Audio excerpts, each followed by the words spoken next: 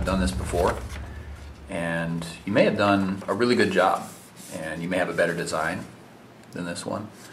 But I'll tell you what, I've made a lot of paper airplanes in my life, and this is the first design, this is the first style of paper airplane I learned to make.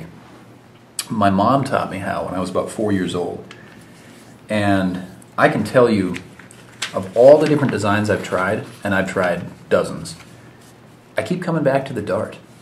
Because although the Dart doesn't look the coolest, I mean I think it looks pretty cool, but it isn't the most wicked looking, dangerous looking style. It's the Dart.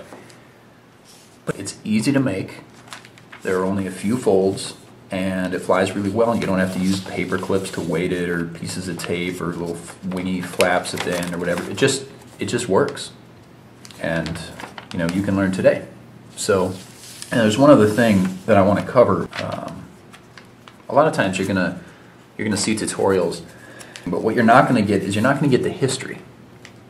And I wanted to give just a little bit of the history of the paper airplane. So I went out and I did some research, and I discovered the history isn't really very well known.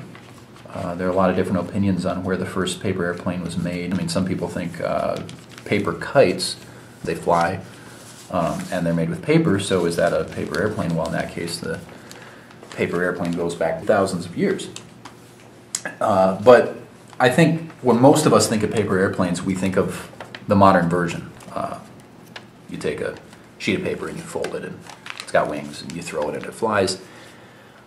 As near as I could tell, this design goes back about 100 years. Sometime in the early 20th century, people started folding paper into airplanes to watch them glide, to watch them fly.